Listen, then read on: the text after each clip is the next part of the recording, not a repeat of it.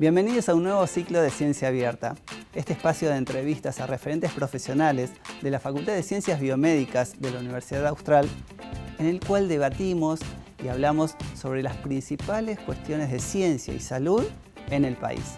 En esta oportunidad vamos a dialogar con el doctor Felipe Inserra, que es director de la maestría profesional en Mecánica Vascular e Hipertensión Arterial de esta facultad.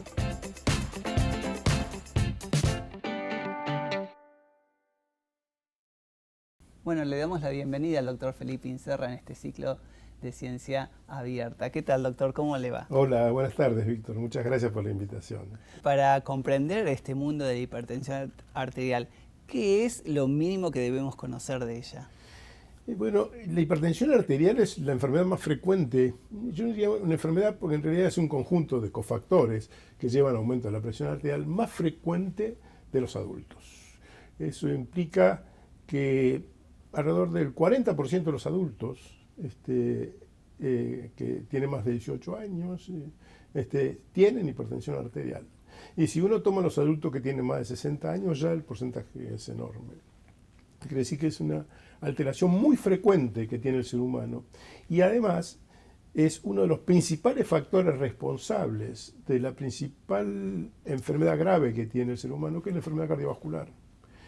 Digo, la principal, por supuesto junto con el cáncer, pero la enfermedad cardiovascular es responsable de la enorme mayoría de las causas de muerte que nosotros tenemos en nuestro país y en todo el continente, todo Occidente.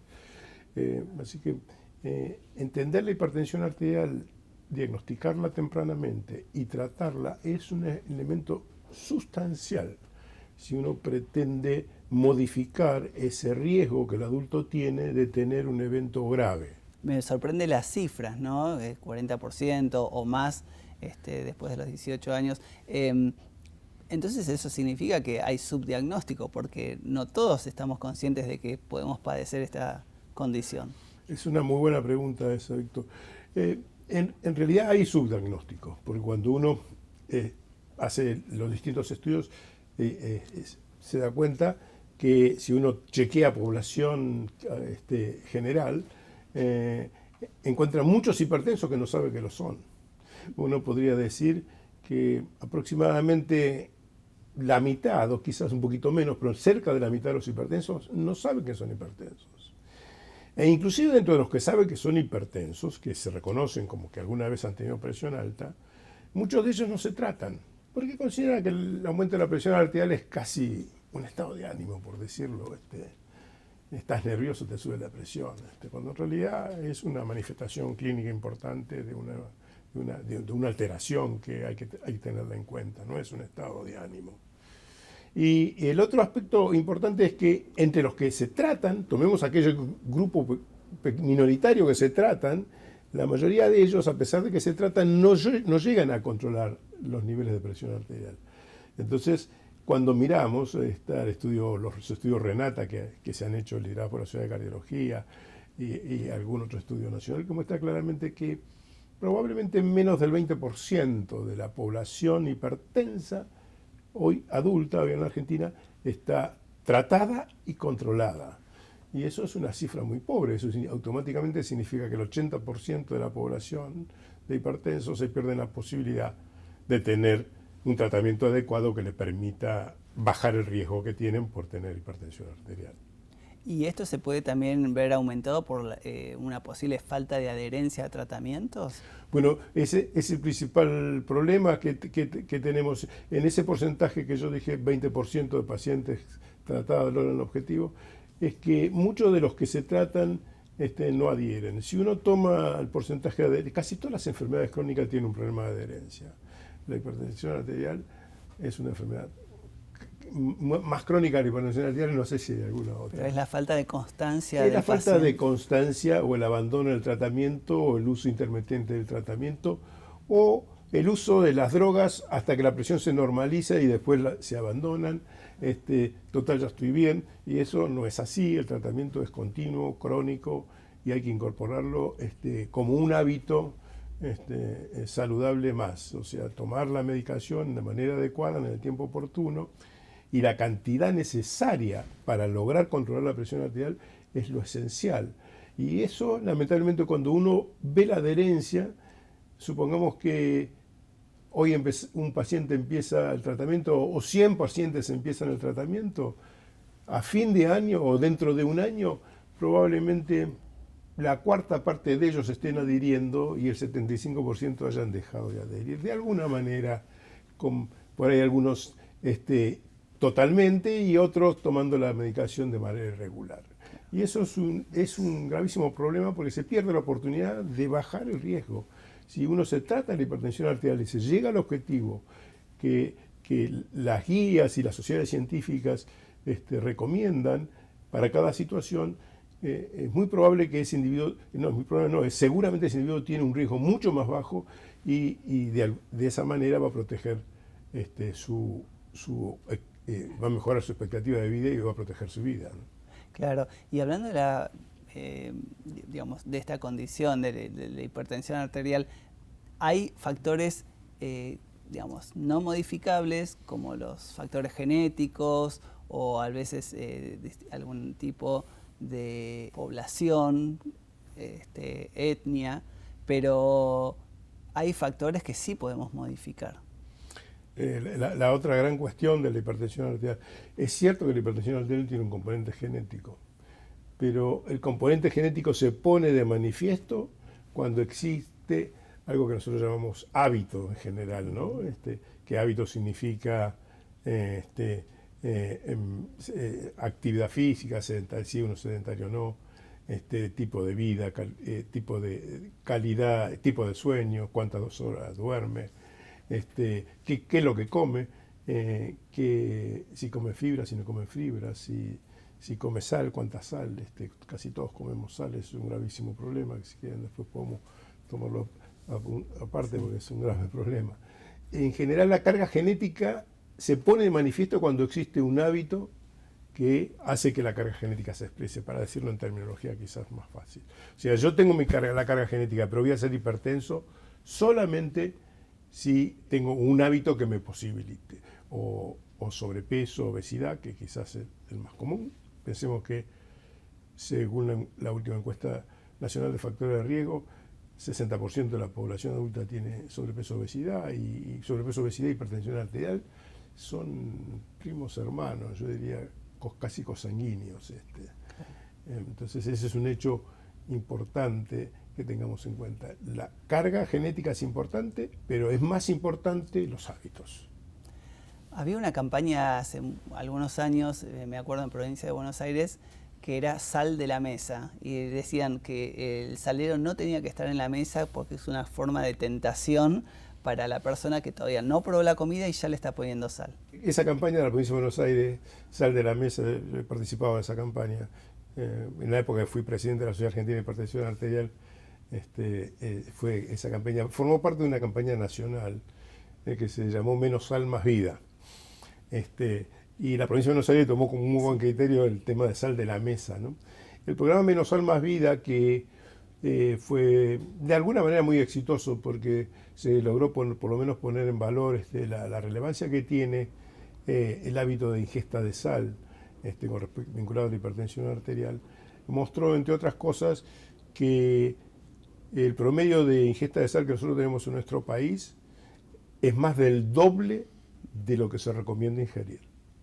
El estudio que se hizo mostró que la población adulta ingiere diariamente unos 12 gramos de cloruro de sodio. Cuando se dice sal, decimos cloruro de sodio, sal de mesa, ¿sí?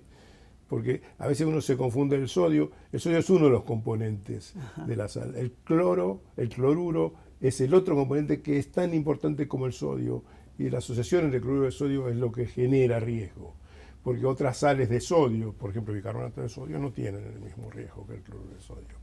Entonces, nosotros habitualmente la sal de la mesa es cloruro de sodio, que es lo que se usa tanto en los alimentos procesados, a lo cual hago mención especial, los panificados, que también hago mención especial, y la sal que nosotros agregamos en el momento de la cocción. La recomendación de la Organización Mundial de la Salud y sustentado por todas las sociedades científicas, inclusive ha salido una publicación reciente de la World Hypertension League, en cual la Sociedad Argentina de Hipertensión Arterial forma parte de esa publicación, y yo he sido uno de los coautores de esa publicación, pone en relieve la relevancia que tiene la adherir a la dieta hiposódica. Uno tiene que comer 5 gramos de cloruro de sodio por día. 5 gramos de cloruro de sodio por día, comparado con 12 gramos, que es lo que nosotros habitualmente tenemos, hay 7 gramos de diferencia. ¿Qué eventos graves genera la hipertensión? Básicamente lo que uno más le tiene miedo es el accidente cerebrovascular, ¿no es cierto? Que es tener una hemorragia cerebral, o tener una parálisis cerebral, o algún evento discapacitante, mortal o discapacitante, ¿no? Pero también no nos debemos olvidar que la hipertensión arterial es un componente esencial de la enfermedad coronaria, es un componente esencial del desarrollo de insuficiencia cardíaca, es un componente esencial de la demencia vascular o de la lesión vascular cerebral, que no sea un accidente cerebrovascular, que sea un proceso de deterioro vascular. Nosotros la llamamos demencia vascular, de alguna manera por darle un nombre, que cada vez vamos a ver más, porque la gente, afortunadamente, la mejoría de otros tratamientos hace que los pacientes se mueran menos de ACV y menos de infarto de miocardio, entonces está apareciendo mucho más el componente de demencia vascular. Y de algo que es parte de mi especialidad, ustedes, que yo soy nefrólogo, es de insuficiencia renal. La hipertensión arterial es uno de los componentes importantes de desarrollo de insuficiencia renal. Es la segunda causa de pérdida de la función renal y necesidad de reemplazo con diálisis. Wow. Así que, o sí. sea, como ven, los eventos no son banales, son intrascendentes, son eventos muy importantes, inclusive que tienen un costo económico para los sistemas de salud públicos y privados enorme, enorme. En este subdiagnóstico, ¿cómo influyó la pandemia en el alejamiento del paciente en el consultorio o directamente en la visita médica para, digamos, exacerbar los números? ¿Qué panorama tenemos hoy de la hipertensión? Y si nos paramos hoy, bastante se ha recuperado, y no sé si estamos en las cifras post-pandemias porque no tenemos mediciones, pero sí durante la pandemia hubo un desastre, la cantidad el aumento, si uno le pregunta a los cardiólogos, el aumento de eventos que ellos tuvieron fueron enormes, la cantidad de accidentes cerebrovasculares que hubo durante la pandemia fueron enormes, los pacientes dejaron de controlarse mucho más que lo habitual, e inclusive abandonaron tratamientos. La pandemia fue una seria complicación para el control de la enfermedad, que ya de por sí es muy difícil controlarla.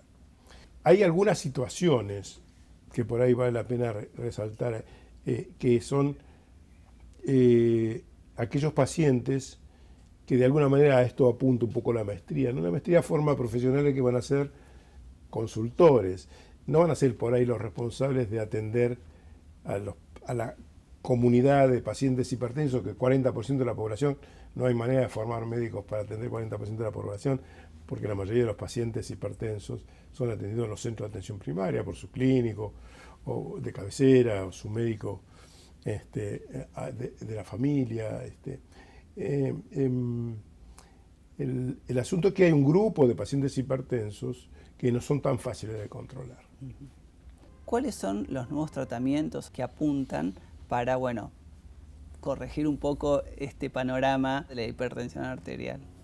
Hay una cuestión que nosotros recalcamos en la maestría, que es la hipertensión es una concausa de muchos factores, ¿no? Es un aumento de la presión arterial, es una consecuencia de muchos factores. Y dentro de esos factores importantes están los factores metabólicos. Entonces, por eso decíamos antes la fuerte asociación que hay entre obesidad e hipertensión, porque lo que está asociado a obesidad es alteraciones de los lípidos, que uno más conoce, las grasas, el colesterol y demás. Pero no solamente eso, quizás en los últimos años ha tomado una relevancia real el hecho de alteraciones en el metabolismo de los hidratos de carbono, básicamente de los azúcares. La mayoría de los pacientes que tienen hipertensión arterial tienen también lo que se llama resistencia a la insulina, quiere decir que esos pacientes tienen respuesta muscular a la insulina, de absorción de insulina deteriorada, y eso es un elemento, un componente esencial de la alteración del metabolismo de los hidratos de carbono, porque así empieza el desarrollo de prediabetes y que después termina en diabetes. O sea, también hay una fuerte asociación entre hipertensión y diabetes, ¿sí? Y el paciente diabético que tiene hipertensión arterial es un paciente mucho más difícil de controlar que aquel paciente hipertenso que no tiene esa alteración. Entonces el paciente diabético es una complicación. El otro grupo, también de muy difícil control, es el paciente que tiene falla renal, que tiene insuficiencia renal. El paciente que tiene hipertensión arterial en el contexto de tener enfermedad renal, ese paciente también es muy difícil control y requiere muchas veces la mirada del especialista. ¿Y en cuanto a mecánica vascular? Bueno, la mecánica vascular, especialmente para estos grupos de pacientes de difícil control o para el paciente que tiene lo que se llama hipertensión resistente. Hipertensión resistente es aquel paciente que recibe 3 drogas antihipertensivas a plena dosis y no logra controlar la presión arterial, no logra el objetivo de presión arterial. Para esos pacientes la mecánica vascular es una herramienta fantástica que nos permite entender en muchas de las situaciones por qué ese paciente no se controla y en muchas otras nos permite modificar el tratamiento de la manera de transformarlo en un tratamiento, lo que nosotros llamamos más fisiopatológico, que vaya más a la causa de ese paciente que estoy estudiando, cuál es la causa predominante en ese paciente o prevalente en ese paciente. Si es un factor de volumen, porque se está expandido de volumen, si es un factor de resistencia periférica, porque el paciente tiene contracción vascular. Entonces yo puedo usar drogas un poco más específicas que influyan sobre esos factores y que determinen que sea más fácil controlar la presión arterial en esos pacientes donde la presión arterial es muy difícil de controlar. La mecánica vascular, de alguna manera, es entender qué papel juegan los vasos en el desarrollo de la hipertensión arterial, ¿no? Ustedes saben que especialmente las arterias centrales, la aorta, con cada latido, cuando el corazón expulsa la sangre, la aorta absorbe parte de esa sangre que es expulsada por el corazón, amortigua el aumento de la presión que ocurre a través de la salida de sangre desde el corazón, y después progresivamente, durante el periodo donde no se late, que es la mayor parte del tiempo, de lo que se llama diástole, la aorta va contrayendo ese volumen y va expulsando y va manteniendo la circulación continua, porque lo más importante es que nuestra circulación es continua, no es intermitente, no es que nosotros circulamos sangre solamente cuando late el corazón. La circulación es continua y para mantener esa circulación continua las arterias tienen que estar en buena condición. Y la elasticidad de la arteria es fundamental y eso hoy se puede medir perfectamente este grado de elasticidad. Cuando la arteria no está elástica, o sea que está rígida, cuando la arteria pierde su característica y está rígida, pierde su capacidad de distensibilidad y la arteria se transforma en rígida, entonces eso es un elemento en contra, no solamente de la función cardíaca, sino también de la perfusión de los tejidos. Recordemos que todo esto ocurre porque hay que perfundir los tejidos, donde hay que llevar nutrientes y oxígeno para que nuestros tejidos, nuestras células vivan, ¿no? Sí, porque sí. Ese es el mecanismo circulatorio. Y cada órgano. Es cada órgano viva, por supuesto. Entonces, cuando falla este mecanismo y la arteria se pone rígida, hoy se puede medir perfectamente eso a través de un estudio que se llama medición de la velocidad de onda de pulso, que quizás sea el estudio más importante, ¿no? Durante la maestría vemos este tema con mucho detalle y es quizás uno de los temas muy novedosos que hay en el ámbito de nuestra especialidad, ¿no? Para terminar, permitime, Víctor, dar un consejo para la población general, no solamente para los hipertensos, sino para la población general. La hipertensión arterial es una alteración asintomática, no hay manera de saber si uno es hipertenso, uno tiene que controlarse la presión periódicamente, si no se sabe hipertenso, por lo menos una vez por año, y si es hipertenso, mucho más frecuente, y siga el consejo de su médico, no solamente la adherencia a la dieta, sino el cumplimiento del tratamiento antihipertensivo que el médico le instituye. Eso es para la gente. Tengan en cuenta que de esa manera pueden salvar un montón de eventos que ustedes pueden tener en el transcurso de su vida. Bueno, la verdad que ha sido muy instructivo, muy claro, muy preciso todo este recorrido que hemos hecho sobre la hipertensión arterial, la mecánica vascular. Le agradecemos mucho su paso aquí por Ciencia Abierta y lo esperamos una próxima vez. Muchas gracias, Víctor. Muchas gracias por la invitación.